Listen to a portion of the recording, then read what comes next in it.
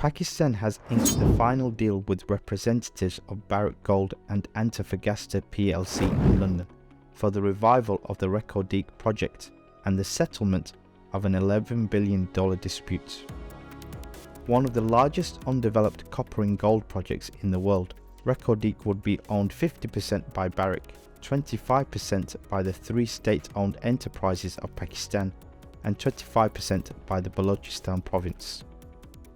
According to a released statement on the deal, the development of Reko Diq into a world-class mine was among the largest foreign direct investments ever made in Pakistan. The statement maintained that Reko Diq's ownership structure reflected a partnership between Pakistan, the province, and a major international mining company, benefiting all stakeholders. New legislation has guaranteed protection for foreign investment in connection with the Reko Diq project.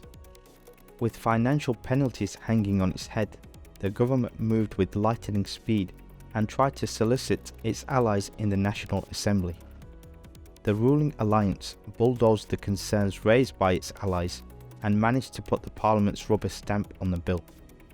Pakistan does not have a successful track record with mega projects, and it remains to be seen if this long-delayed project will be any different. US scientists have achieved net energy gain in a nuclear fusion reaction experiment carried out in the US Energy Department's Lawrence Livermore National Reactor. The experimental reaction, which was reportedly conducted over the last 2 weeks, produced 2.5 megajoules of energy, compared with the 2.1 megajoules used to power the lasers. US Energy Secretary Jennifer Granholm announced the major scientific breakthrough. The experiment is a critical breakthrough for nuclear fusion, which eventually could be used to produce clean energy at a large scale. Previous reactions carried out by scientists use more energy for the lasers that compress and heat the fuel capsule in inertial confinement fusion.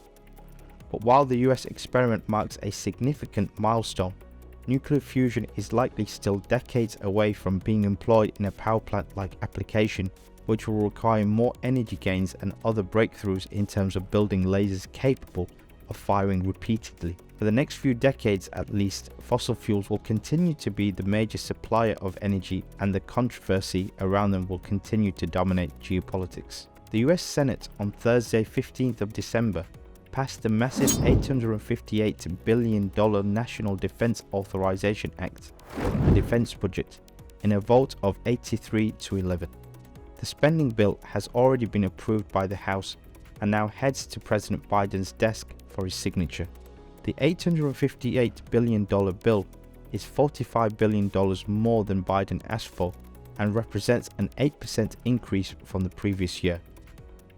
Out of the $858 billion, $817 billion will go to the Pentagon, and the remaining funds will go towards military spending for other departments, including $30 billion for the Energy Department's nuclear weapons program.